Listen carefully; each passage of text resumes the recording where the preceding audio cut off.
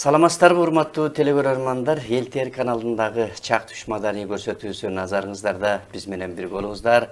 Бүгүн биздин студиябызга ошол аккордеончу айымдар деп келишип, дайыма элибизге көңүл жакшы маанай тартуулап келаткан эжекелерибиз келип олтурат. Мен алды менен тааныштыра кетейин. Мен тараптан баштаганда маданияттын мыкты кызматкери Азиза Дүйшөналиева келип олтурат. Ошондой эле эл сыймыгынын ээси Элиза Абды Касымова эжекебиз келип олтурат. Жана ошондой эле аккордеончу айымдар тобунун негиздөөчүсү, жетекчиси, Кыргыз Республикасынын маданияттын мыкты кызматкери, обончу аткаруучу Белек Бабытаева эжекебиз баштап келип олтурат. Өзүңүз айткандай, ырлары менин жан дүйнөмдө дегендей, бүгүн эми жан дүйнөңүздөрдү ачып, биздин телекөрөрмандарга өзүңүздөрдүн жараткан обондоруңуздарды бир элибизге жакшы маанайда тартуулап берет деген ойдомун. Алды менен эми тааныштырып кеткенден кийин биринчи тааныш, экинчи билиш дейт да. Ооба. Билиш үчүн бир жакшы ыр менен баштап алалы. Жакшы болот, эң жакшы болот. Анда эмесе Карачал Курманбаев агайыбыздын калемине таандык Сезим оттору деген ырды дуэт кылып аткарып койсок,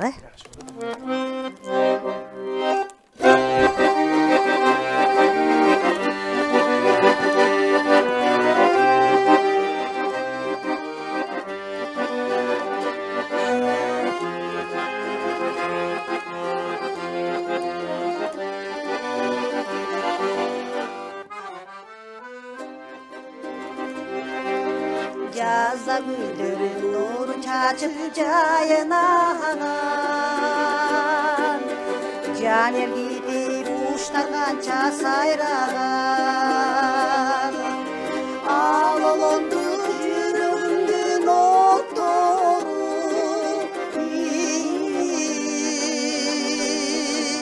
алдын тосом жолуксам деп кайрадан, алолонду жүрөгүмдүн оттору,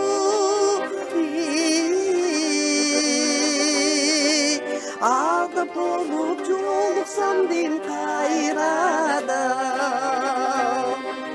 жалындаган жаздын назик гүлүндөй,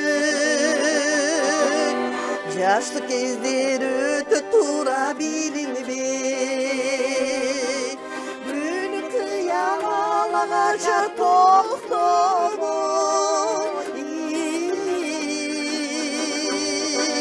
gün bolostur seni bütkün gülünüdey, gülük sıyalan ağaca toktomay,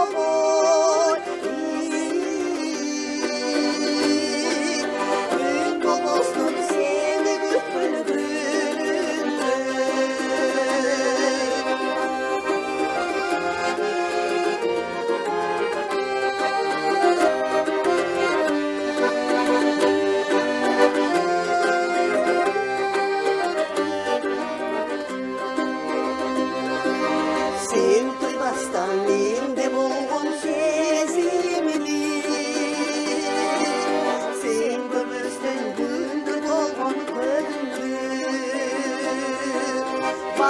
Ko'rsam mendeki nabalı,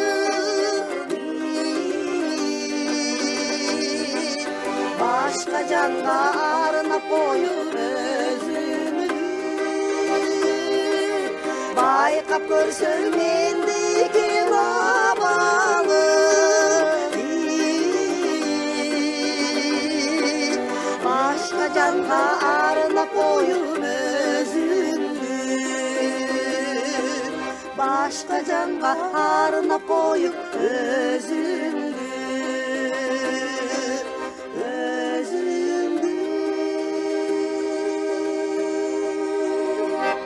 Ey баракелде, бар болуңуздар.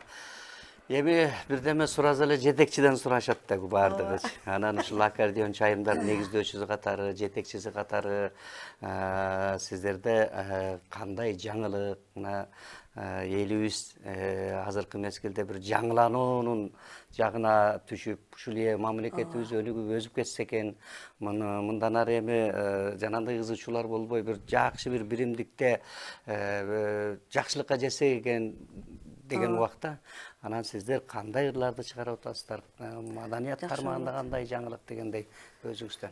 Жакшы суроо болду, жакшы болот. Эми биз аккордеончу айымдар тобу быйыл 6 жашка чыгып атабыз. Бул аккордеончу айымдар тобу 7 дубандан түзүлгөн да. Анан ушу элет жериндеги калып кеткен өнөр адамдарын, өнөр баккан айымдарды издеп 6 жылдан бери группага араң-араң 6 кыз чогулттум. Анан кийин быйыл ошол биз үчүн абдан жакшы жемиштүү жылдардан болуп аткат десем жаңылышпайм. Себеп дегенде бизде Жалал Абадтан, Таластан, Нарындан кыздарыбыз бар болчу, анан ушу көл тараптан жок болчу. Анан көл тараптан Кудай буйруса быйыл мына бүгүнкү эфирде отурган Эльза Абдыкасымова эжекебизди кызын табыз да. Көлдөн акылды таап, мына жакында эле июнь айынын, май айынын этегинде ушул көлгө 2 күндүк иш сапар менен гастролго барып келдик. Ушул эжекебиздин өзүнүн өсүп өнгөн айылына, элине, жерине, районго биз жогорку деңгээлде аншлаг менен концерт өткөзүп, өзүбүздү дагы тааныттык.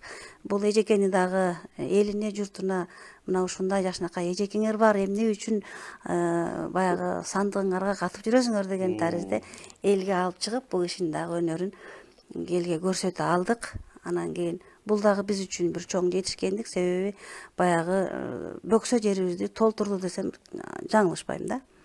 Андан тышкары биз мына жакында саналуу күндөрдөн кийин ушу Токмок шаарына дагы өзүбүздүн дагы бир 2 күндүк жакшынакай иш сапар менен гастролго чыккан отурабыз. Ал гастролубузга чейин ушул топтун 6 жылдык баягы маракеси деп да өзүбүзчө ошондой кабыл алып алдык. Бейне тартырган турабыз. Кудай буйруса ошол бейнени мына 5-каналдын жамааты сунуштап, анан ошол силердин бир тарыхыңарды тартып калалы деген таризде ага дагы макул болуп отурабыз. Эми баягы жылда эле жазалып жүргөн ырчылардын, чорчулардын аранжировкасы, ырларды тантоодо жана башка ал эми баягы күнүмдүк болуп турган иш, ал болуп атат Кудай буйруса. Ошондой бир жакшы иштер бар. Жакшы, мына ушул талыкпай баягы эмгектин үстүндө келатканыңыздарды билебиз. Мына биздин ушул студияга канча көп келип, канча жаңырларды элге тартуулап келатасыздар. Талыбаган эмгек дегендей, анан чындыгында ачыл элек сандыкта бычыл элек кундуз бар деп көлдүн эли эжекебизди бекитип жүргөн экен, таап алган экенсиз да. Ооба, таап алдык. Негизи сиз аккордеончу айымдарды угуп жүргөнсүз да, көрүп жүргөнсүз. Кандай бир байланышып кошулсам деген тилек ниет бар беле? Ооба, мен негизи бул аккордеончу топторду көрүп калчым да, телевизордон көрүп, кызыгып. Анан мен бир ошо Атай Огонбаевдин күйдүм чогун уулум ырдап берчи деп анан ырдап жөнөтсөм, ал Facebookка киргизип коюптур. Азыр интернет күчтүү эмеспи? Тарадан. Анан эле бул мыяктан эле мага бирөөлөр звонок кылып калды. Нарындын жана маданияттын мыкты кызматкери, Нарындын аккордеонист, ырчы Бурул Дүйшеева деген. Нарын область боюнча координатор. Анан ошол мага чалып калды. Эже, ушундай сиз аккордеондо ойнойт экенсиз. Көлдөн экенсиз. Бизге сиз көлдүктөр керек эле. Деди. Анан макул анда деп эле анан мага телефон берди. Сиз ушундай биздин жетекчиге кайрылыңыз деп. Макул деп анан телефонду алып эле белек Арзугуловнага чалдым. Чалсам эле эртең келиңиз деди. Анан эле жетип бардым. Жетип барып өтсөм эле эжем бутума башыма чейре карап, кабыл алып, анан эле баягы өзүмдү сурап, өз милдетин аткарды. Ооба да, анан каяктан болосуз, кандай, аккордеонду кандай ойнойсуз деп эле аккордеонду колума берди. Колума бергенде эле ушундай күйдүм чок менен чыктым эле, ушинтип эме кылып атам. Бирок көп эле ырларды укчум, бирок обону кимдики экен десем, оказывается, өзүмдүн эле жакын белектин ырлары экен, белек эжекебиздин обондору экен. Анан мен да аябай ушунчалык сыймыктанып калдым. Анан мени текшерди, менден экзамен алды. Анан эле черте баштадым, чертегенде эле бул киши мени немелерге тарта баштады. Бас жагын карады колумду. Анан бияк жакты карады. Анан могу колуңуз эмне иштейт деди. Бул чыпалагыңыз эмне биякты баспайт деди. Анан мен өзүм аккордеондо ойногондо ушундай үйрөткөн дедим, окуу мугалими, мону мененчи. ачпалаган болсо өзүнчө ойноп турган го. Анан ошонуңуз кичине эме экен. Хорошо. Даярдан 2-3 жылды ырдатты, бирок мен көп эле оюнчулардан Асанкалы Керимбаев, Жолдошбек Мамажанов, Ырысбай Абдыкадыровдун ырларын ырдачымын да. Эми биз баягы мурунку өзүбүздүн поколенияда ошол. Анан эле сизди кабыл алдым деди. Анан эле сүйүнгөн бойдон кеттим. Мынчасында келесиз деп анан толтура ыр берди, өзүнүн бүт оонду ырлардын баарын берди. Ушунун баарын жаттайсыз. Чертесиз. Анан мен неме менен жиберип турдум, онлайн менен чертип. Анан ар бир нотасын бул лишний, бул жарабайт, ышыгылып бир топ эмеден өттүм. Кыйынчылыктан, экзаменден. Мен экзамен бердим, кадимкидей экзамен бердим. Баягы бала кезде ойногон, жаш кезде ойногондорум кичине бир аз өзүм дагы чыгармачылык кошуп ийипчи. А мында четко ясно нота менен да бүт. Анан бул кишинин слуху да жакшы, анан экен доодон эмес, сиз башка нотаны алып койдуңуз дейт. Кайра баштайм. Ошентип мен ушул топко киргениме абдан кубанычтамын. Мен ушу Белек эжекеме дагы ушундай ыраазычылыгымды билдирем. Нарындагы координатор Бурул Дүйшөевага да ушундай эмемди ыраазычылыгымды билгизем. Мен ушул топко кирдим. Жарым жылдай болуп калды. Ошо топко киргени, ошо ырдап келатам. Ушулардын айтканы менен. Жакшы болот анда. Келиңиз ошо кабыл алган ыр менен эл да кабыл алсын анда. Ошол күйдүм чогу менен өтүп кеттим окшойт. Анда месе Атай Огонбаевдин күйдүм чогу.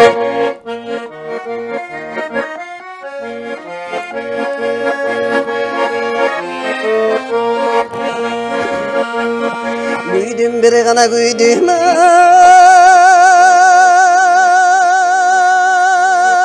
күйдүм чогай, күйүн гана десем ай, түктүн жок жүрөгүңдүн ай, башыңда ай, күйдүм жүгөрүдөй ай, бүтүн жок ай,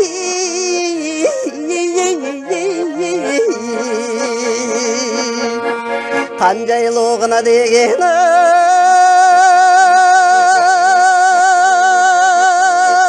бийик белай, ошого кар жаса согутай, муздак жел кайрыма жакай, кара көз ай, күйдүм кадырды билсең ай, өзүң бил ай,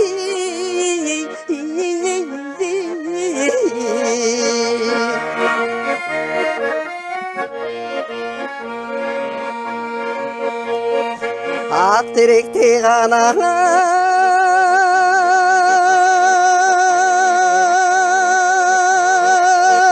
бир дөнүп ай,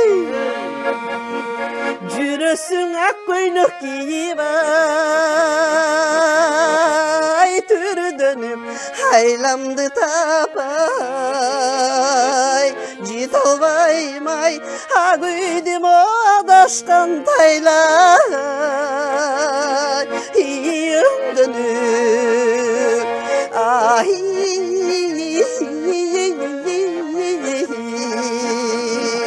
ай,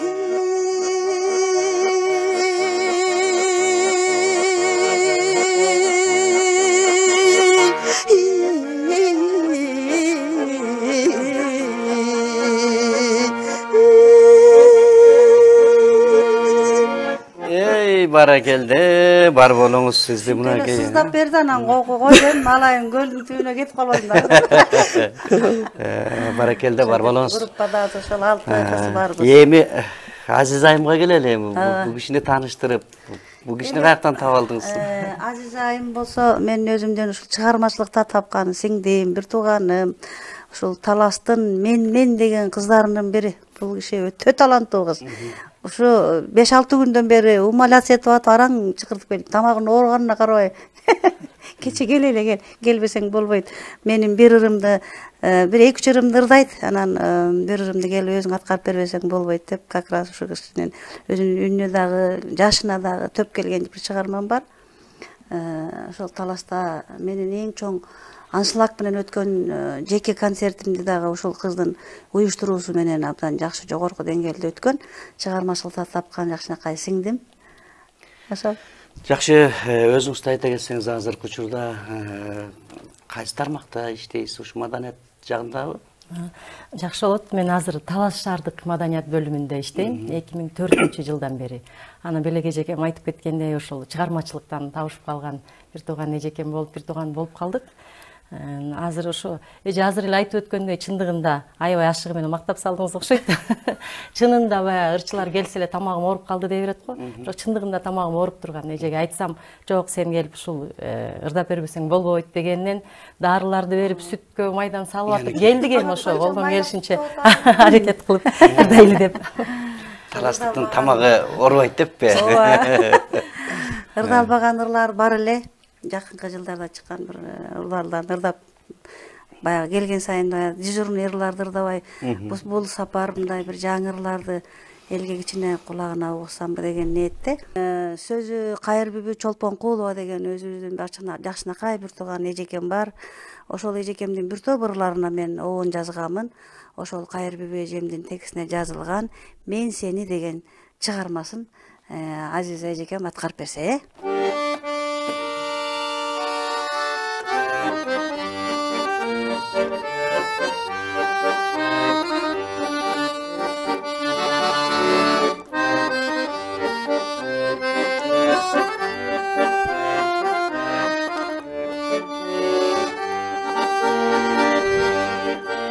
Мен сени кызганамын айдан күндөн, мен сени кызганамын жалгыз түндөн. Мен сенсиз жашай албайм бир мүнөт да. Мен сени кызганамын ар бир жолукчу күндү самап санай берем, үмүттү сага деген карай берем. Жаныңдан жан эле узасам да, айылды сиз жашаган карай берем.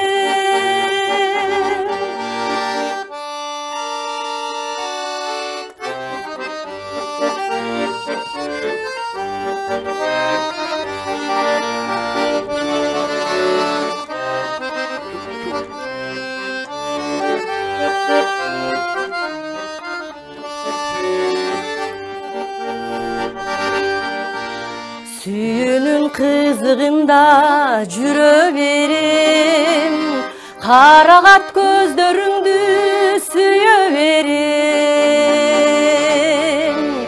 Сен менен өткөн өмүр кандай бакыт, кубанчымды жүрөккө үйө берем. Sen menen ötkön ömür kanday bakıt, kubançımdı жүрөккө үйө berem, үйө berem. Barakelde, бар болуңуз. Мынакей жаңы чыгармалардын бет ачары десек болот. Эми элге жаңы чыгып атат дегендей, сиз ушул чыгарган обондор, мына ырларым менин жан дүйнөм дегендей, жан дүйнөңүздө өзүңүз издеп тапкан сөздөргө обон чыгарасызбы? Же сиз обон чыгарып алгандан кийин ушул жан дүйнөңүзгө жаккан сөз издеп жөнөйсүзбү? Кандай кыласыз? Дегеле кандай учурда обон келет? Эми жашыраак кезде ушу текстти карабай эле ооругуштап обон чыкчу экен. Анан ошол чыккан обондорго текст издеп таппай аябай кыйналган күндөрүм көп болгон да. Кийинки учурларда китептерди көп окуп Анан кийин ошол китептерден анан карап, анан кийин окуп атып эле карап атып эле анан кийин бир жакшы текст жагып калат, анан ошондон чыгып калат. Акыркы жылдары эми баягы ушунчалык элге сүңгүп кетпесе дагы менин ырларым кайсы бир деңгээлде өзүнүн бир мындай угармандары бар окшойт. Ошо маданият чөйрөсүндө, мына буреки акындар арасында дегендей. Анан бир топ акындар тескерисинче ошо мага ырларын бере башташты. Ушул сиздин обондоруңуз абдан жакшы. Ушул текстти карап көрбөйсүзбү, ылайык келсе ырдап берсеңиз деп. Эми азыркы жаштар, азыркы жаш акын эжекелер, агайлар дегендей. Анан мен көбүнчө ошо Шайлообек агайдын ырларына, Жапара Исабаева агай эжекебиздин ырларына, Кайрыбек Чолпонкулова азыркы эле ырдап аткан ырдын автору, ушул кишинин да ырларына бир топ обондор жазылган. Анан кээде тамашалап калам, анча-мынча баягы жаш акындарга заказ менен иштей турган болуп алдым окшойт депчи. Марскүл Абылова маселен, Күмөндөр агайыбыздын карындашы. Ошого келип, эже ушундай бир сонун текстим бар, ошого иштеп берсеңиз деп, тоже бир жакшынакай өзүнүн бир деңгээлине ылайыктуу обон жаралып, аны өзү аткарып ырдап жүрөт. Сиз обончулукка эрте аттандыңызбы же мындай кечирээк келдиңизби? Мен бала кезимден эле аккордеонду өзүм колума алып, гармошка алып ойноп ырдап жүрчүмүн. Анан эң алгачкы обонум ушу 9-класста чыкты да. Текст азыр эсимде жок, бирок обон до сих пор ушу менин эсимде бар. Эми өзүм ойлонуп жүрөм, ушул обонго бир жакшы текст издеп, ошону чыгарышым керек окшойт депчи. Анан андан бери бир топ жыл өттү, мына 80-жылдан бери ушул обончулук өнөр, анан кесибим мугалим болгондуктан мектепте иштеп калдым. Анан кийин ушул бир 95-жылга чейин радио, телевидениянын баягы Мыскыл тамаша, Ыркесе деген чыгармалар, эмелерге, передачаларга катышып чыгып жүрчүбүз. Бейпил түн, Кутман таң деген радио берүүлөр бар эмес беле? Ошол радио берүүлөрдө мен ырларым дайыма жаңырып турчу эле. Анан бул чыгармачылыкка деле көрсө, өзүң аракет кылып барып, мен бармын деп турбасаң унутулуп калат экен да. Анан акыркы ушу бир 10 жылдан бери кайра мен бармын, белек тирүү деген негизде иштейби, меңгектен баштадыңыз, келиңиз анда, мен бармын деп турам өзүңүздүн. Анан эми ушу бар экенибизди жарык дүйнөгө алып келген ата-эне экен да, бизди жарык дүйнөгө алып келген. Анан ошол бармын деген сөздүн негизги өзөгү ушул ата-эне бар үчүн, ата-эне бала төрөгөн үчүн жарык дүйнөдө бар болот экенбиз да. Анан ошол апамдын жаркын элесине арнап, жана ошондой эле биздин кыргыз элибиздеги ата-энелерибизге арнап, апам жана мен деген Жапара Исабаеванын ырын Азиза сиңдим экөөбүз дуэт аткарып койсок,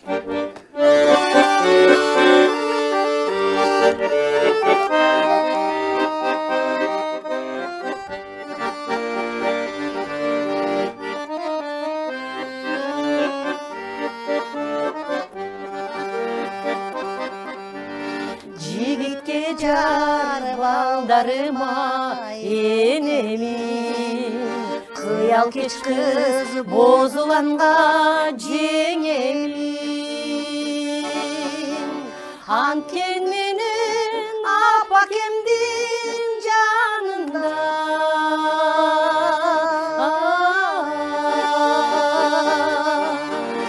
самайыз көкүл секелеги элемин, самай көкүл секелеги элемин. Кумарлана жытын искеп баланын, мен да улам улгаюга барамын. Анткен менен апакемдин жанында,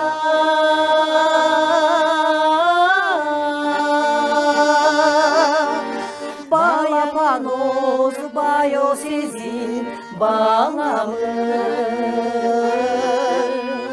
Балапаноз байо сезин баламын.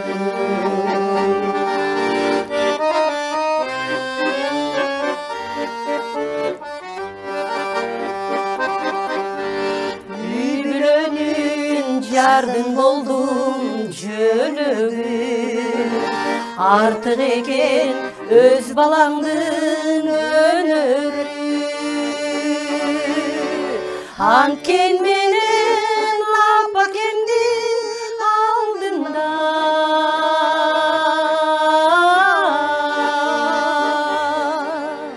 Bayağı ele bakıran göz böcөгü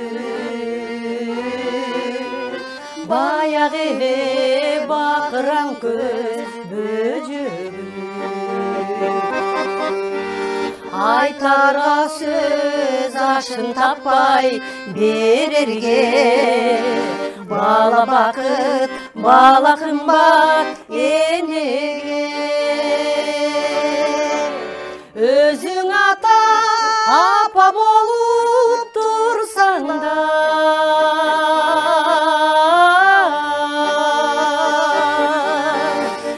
Geçinem dep erkeletip kal çele Geçinem dep erkeletip kal çele Geçinem dep erkeletip kal çele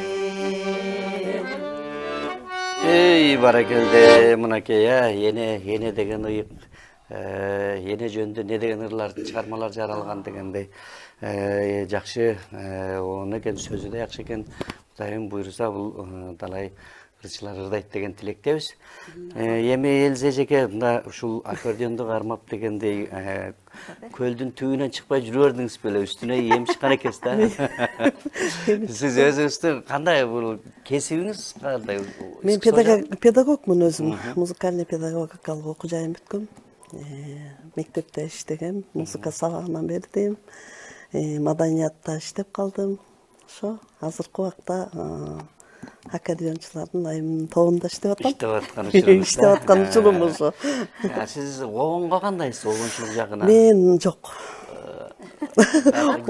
мен только аткаруучумун киришкенде оксуз кызыккан да жоксуз билбейм эми кызыккан деле жокмун бирок аткарам да ошо ырларды жакшы бир жолу аткара бересиз ырды жакшы экен анда келиңиз эми белегеженин ырын аткарып бериңиз анда кайсы чыгармада белек жаңы салмактуу обончулардын ырларын аткарат экен да бул салмактуу Асанкалыйдын ырын аткарып бериңизчи Асанкалыйдын бир жакшы ырын Асакемдин кайсы чыгармасы бир кайрды аткарып берейин өзүңүз да Асакем окшойт экенсиз караңыз Kölden çıkargan eken şükür dayandı.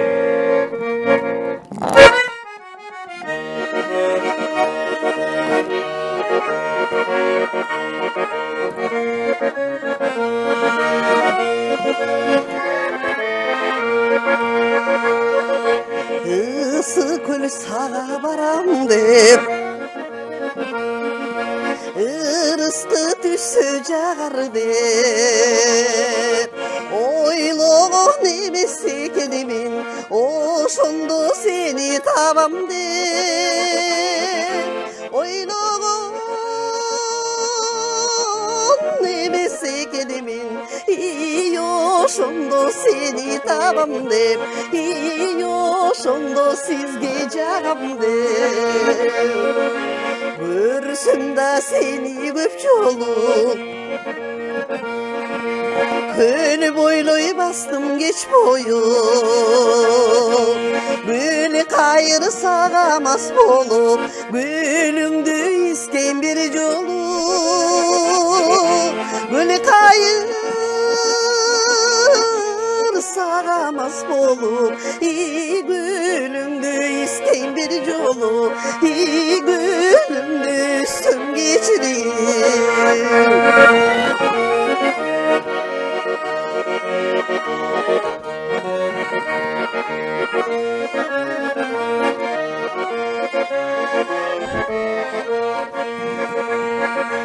Bugündü tolğunu geçinidi Bükügüm kayda gittin sen Gül kokşoş yanımı koş emi Gülüngdü üstüm geçirgin Gül kokşoş canımı koş emi günündü sün geçirgin gün ölüm olsun geçirgin gül kayır sağamaz bolup günündü sün geçirgin gün ölüm olsun mu geçirgin Мынакей караңызчы, Залкара Обончунун ырларын аткарып, өзү дагы ошол гүл кайыр деп кезинде ушу көлдөн чыгарган экен ушул обонду. Бул дагы кыргыз барда кылымга улана турган, ырдала турган ырлардын бири. Бар болуңуз. Акерден чайындардын алдыңкы сабында жүрө берсиң. Кошолдук да. Концерттерди берсеңиздер, ошондой аншлаг менен өтө берсин дуулдап. Кайерде болсо акерден чайындар келиптир деп эл бара берсин деген тилекти айтабыз. Таласка барып дагы мына жакшы өтүптүр, Таластан дагы. Ошо сиз айткандай азыр жандуу үн менен ырдалган концерттерди эл сагынып калыптыр. Өзгөчө элет жериндеги элдер, апалар, эжекелер, аксакалдар ушунчалык көп келишет экен. Бул көлдөгү тамчыдагы концертти ушунчалык эл абдан бул көлдүн эли эмнегедир баягы касиеттүү көлдүн элишине башкача эл болот экен. Ушунда туруп алып кол чапса сүйүнөбүз да, биз жөн эле сүйүнөбүз. Ар бирибиздин аккордеон эми 6 кызбыз да, 6 тең аккордеон көтөрүп алып чыксак, аны сайын туруп кол чабышат. Бирден ырдасак кетиргизи келбейт сахнадан. Чарчап калабыз эми. Илгеркиде жакшыраак болсок бир жөн бираз бир-эки ырдагандан кийин эле эсибиз болуп чарчап калып эле кийинки очередке кетиребиз, кетирбейт да сахнадан. Ошонун өзү биздин өнөр адамдарына абдан чоң мындай бир эме берет экен. Стимул берет экен да, стимул берет экен. Акаса биз токтобошубуз керек экен деген таризде ушундай огош бетер мындай күч алып калдык да. Анан ошол дагы бир нерсени айткым келип атат, баса белгилеп. Ошол биз ушу 6 жылдык тарыхыбыз бар деп атпайбызбы? Биз жанагы жаңы жылдык берүүлөр, бир топ передачаларга мына сиздердин эле эфирден канча жолу чыктык. Ырыспай агайыбыздын 80 жылдыгына да катышып, ал жактан да өзүбүздүн баягы күчүбүздү көрсөтүп, жакшы сыйлыктарга ээ болдук да. Анан эл деген эл экен да, сынактарга катышкан үчүн бизди эл билип калыптыр дагы. Анан райондор, шаардын четиндеги айыл жери бизди өздөрү чакырып атышат. Келгиле, бизге дагы келип концерт коюп берсеңиздер деп ушундай сунуштар түшүп атат да. Мунун өзү биз үчүн кичине баягы эмгектин акыбетинин аз көп кайтып аткандыгы деп мен ошондой мындай баа берип калдым да ичимден. Анан баягы группа болгондон кийин тем более 6 областтан келишет. Шаарда болсо дагы даярданганга бир топ болмок, мындай жакшыраак болмок. Тилекке каршы биз онлайн аркылуу даярданганда ушунча элди кол чаптырып атабыз. Эгерде шаарда жашап, шаарда бир жумада чогуу жашасаңыздар анда метер. Анте турган болсок апа биз филармонияга коюп, анча-мынча жанагы мен муктымын деген группалардын катарында мындай тизилип калчудай окшойбуз деп өзүбүздү мактап калабыз, мындай сүйүнүп калабыз да. Таластыкча. Таластыктарча, ооба. Тимине өпкөбүздү мындай көтөрүп, ошентип калабыз. Тамчыдан маңдай тер таамтыр ыр менен. Таластан кандай тамдадың? Мен Таластагы концерттин жөнүндө сурап. Таласта. Таластан аябай жакшы кабыл алды эл. Белегеч айтып кеткендей эле ошо азыр жандуу фольклордук улуттук аспапта аткарылган чыгарманы эл аябай сагыныптыр. Жакшы колдошту, жакшы өттү. Ошо областной телевидениеге чакырып, эжеден интервью алышып, чыгармачылыгына кызыгып, ушундай көрсөтүүлөргө тартышты, аябай жакшы колдоду эл. Кудайга шүгүр, төркүн барган сайын кур кетирбейт. Обязательно колдоп атам. Каердесиз? Таластын кайсы бурчундасыз? Тартып калалы дейди элек радио, телевиденияга деп калышат. Ушунун өзү бакыт ушул. Анда киргизегин Атайын Таластан келген киши бар, такалып аттын изи бар деп, Менин жан дүйнөм деп караңызчы, жема кандай жакшы. Баарыбыздын жан дүйнөбүз. Белегежен ырларын эми биз эстрадный вариантка да салып, ырдайлы деп буйрса, жакшы ырларын тандап атам. Аябай жагат, жакшы. Анан эми анын баарына толук даяр боло элекпиз. Азыр башка чыгармалардан ырдап берейин. Кайсы чыгарма?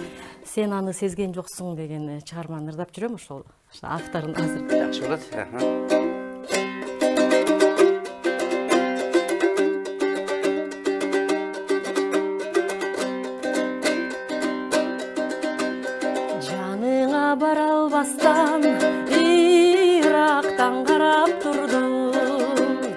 Баштагы күндөрдө эстеп, башымды чайкап турдум. Баштагы күндөрдө эстеп, башымды чайкап турдум. Sen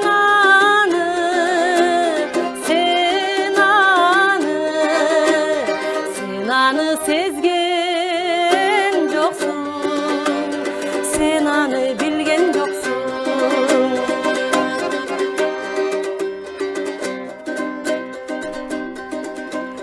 Жок нерсем табылгандай, жараттан арылгандай, жан дүйнөм балкып турду, ошол кез кайрылгандай. Жан дүйнөм балкып турду, ошол кез кайрылгандай. Sen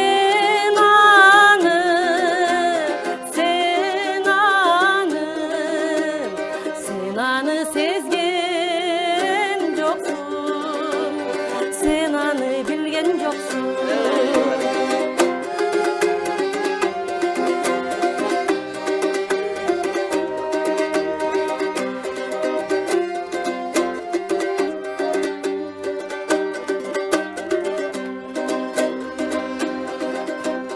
Жаныңа баргым келди, жакшы сөз айткым келди.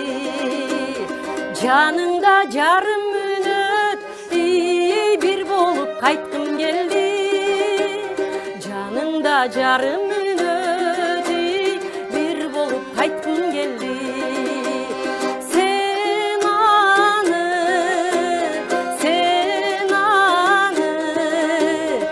Sen аны сезген жоксуң, sen аны билген жоксуң.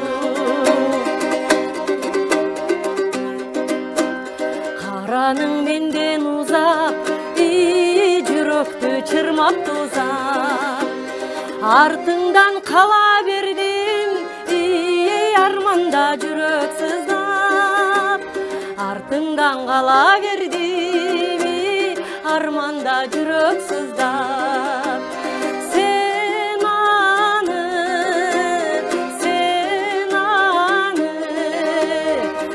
аны сезген жоксуң, sen аны билген жоксуң. Sen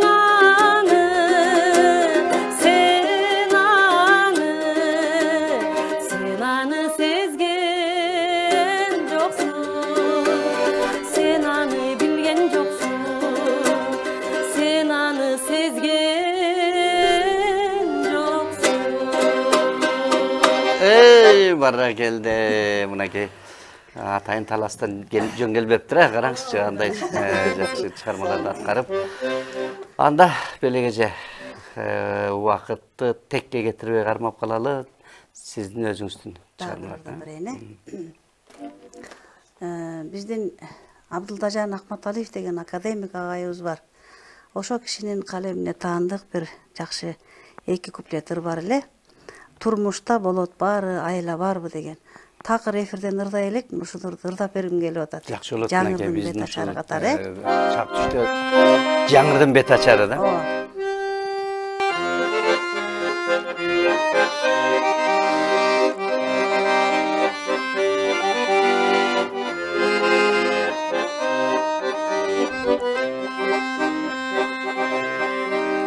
Турмушта болот баары, айла барбы. Жүрөгүм сени каалап, сени тапты. Күнөөлөмөйлү мени, бирок дагы урматабыздай таза, урматабыздай таза махабатты. Күнөөлөмөйлү мени, бирок дагы урматабыздай таза, урматабыздай таза махабатты. Düşüngün meni tuğra süzünde Jap-jakın adam boydon kalalıçı Ömürde bir adamdı ıyık tutup Suyunun esip olup Suyunun esip olup Kanday jakşı Ömürde bir adamdı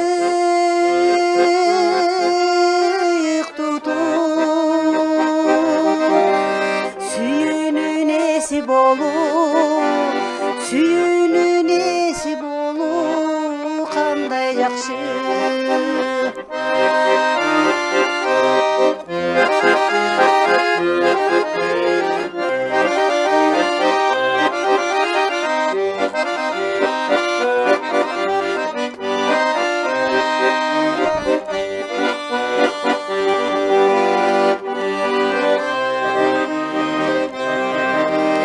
Turmuşta bulut barı ayla barmı Jürögüm seni kalap seni taptı Gün ölemeli meni bir oktağı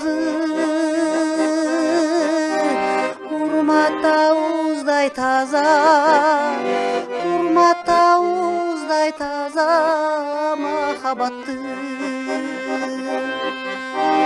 Gün ölemeli meni Bir okdağı Urmatta uzday taza Urmatta uzday taza Mahabattı Urmatta uzday taza Mahabattı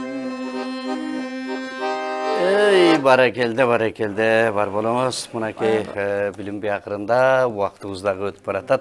Anda bayağı siz menen koşu жаңы kabul alıngan degendey ırdatıp kalala. Şu konaktordu da anda geliniz.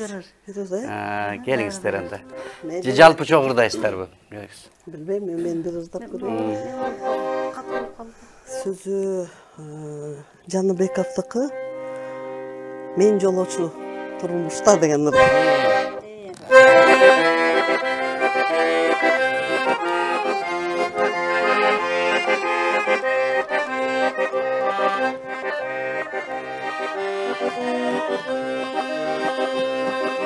Men joloçu turmuştan ırkıran Men suyumdu kubattap kırdan algam Asim bolso kara göz bir sulusun İriğin irsip mindeydi İriğin irsip mindeydi Ayçılga bağım Ilga bağan uçanmagan Tanda bağan Münözün ayuşul sen Kanday adam Bu yaşodu biri gana Sağarın alıgan Ak suyumdu kan telidi Ak suyumdu kan telidi Men aktayalım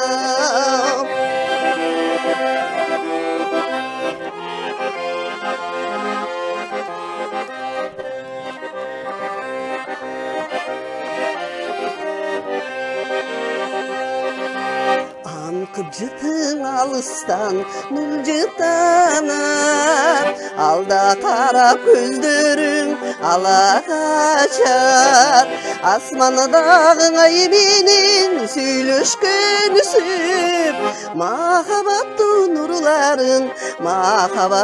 nurların ay sizgarın ağam Asim bolso kara göz bir sulusun Jodurağan gözlerin ay jodurağan Бара келди, бар болуңуздар менен отуруп убактыбыздагы жыйынтыкталып атат. Эми жыйынтыктоочу сөз берейин сиздерге. А дегенде эми талас жактан баштайлы. Келиңиз эми эркин микрофон. Учурдан пайдаланып ошо сиздердин ЛТР телеканалы аркылуу ушу Белек эжекемди куттуктайм. Ар дайым ушу алдыңкы дагы биз элдер билбеген көптөгөн наамдар бар, жетиштүү эле. Мындан дагы эл артистине жеттиңиз, дагы далай жакшы оондорду жаратат деген ишеничтебиз. Чыгармачылыгыңыз өркүндөй берсин. Анан ушу аккордеончу айымдарды эч ким түзө албаган ушу эжекем түзүп чыкты. Ийгиликтүү болсун. Ар дайым ушу областтарды кыдырып, суусаган элдин суусунун кандырып, аншлаг менен концерттерди өткөзүп жүрүңүздөр. Сиздердин болсо телеканалга терең ыраазычылык, ушундай таанылбаган таланттарды алып чыга бериңиздер. Ишиңиздерге ийгилик каалайм. Рахмат, бар болуңуз. Келиңиз. Мен деле ошо сиздердин элтерге чоң ыраазычылык билдирем. Жана Белекче сизге дагы чоң рахматымды айтам. Ушу абдан кубанычтамын ушул топко кошулуп, ушундай телевизорго чыгып, элге көрүнгөнүмө ушундай сыймыктанам. Ошо эми көлдүктөр мени билип алышсын. Ким экенимдичи. Ошо баарыңыздарга чоң рахмат. Ишиңерге ийгилик, чыгармачылык дагы чоң жолдорду каалайм. Мен ошол жерден кичине кыстырма айтып, анан сөзүмдү жыйынтыктагым келип турат. Бул эжекем Италияда бир 10 жылдай жашап келиптир. Анан бир аз баягы кыргыз мындай өнөрүн эмесине мындай сүңгүп киргенден мындай эметип калыптыр да, бир аз алыстап. Анан кийин кичине ден соолугуна байланыштуу да бир аз эми мен чыкпай калдым го деп, баягы адам ооруганда самовнушение болот да, ошентип калып жүргөн экен да. Анан кийин биз группага кошуп, жанагынтип концерттерге чыгып, анан айтып атпайбы, мен ооруган жеримдин баары базылып калды деп. Демек, ыр адамдын жан дүйнөсүн козгоп, ооруган жерди дагы аяктырып коет эмеспи? Андыктан ошол 6 жылдык тарыхы бар аккордеончу айымдардын бир дагы кызы оорубасын, андан тышкары бүт кыргыз элим эч кимиси оорубасын. Мына 2 жыл пандемиянын айынан канча деген биздин бир топ инсандар өтүп кетти. Андыктан мындан аркы жашообузда кыргыз элине, жумурат журтка ден соолук каалайм. Анын ичинен сиздерге, ЛТР каналы, жалпы жамааты, өзгөчө сизге терең ыраазычылык билдиребиз. Бизди унутпай дайыма эжек багырсыздарбы, каяктасыздар деп ушундай бир чактуу программасына алып келип турасыздар. Ишиңиздерге ийгилик каалайм. Алыстан ат арытып, бир сөзүмдү жерге таштабай, ден соолугуна карабай келип берген Азиза эжеке, сизге ден соолук. Биздин группага кошулуп, момунтип ачылып, чачылып, төгүлүп аткандай, толкундай болуп, көлдүн шарпылдаган толкунундай болуп төгүлүп атасыз. Сизге ден соолук каалайм. Аманчылык болсун, эсенчилик болсун, заманыбыз тынч болсун. Бар болуңуздар, сиздерге дагы ыраазычылык билдиребиз. Ошо арыбаңыздар, карыбаңыздар, талыбаңыздар, оорубаңыздар, эл үчүн кызмат кыла бериңиздер. Бар болуңуздар демекчибиз. Урматтуу телекөрөрмандар, биздин көрсөтүүбүз соңуна келди. Кийинки көрсөтүүдөн жолукканча аман туруңуздар.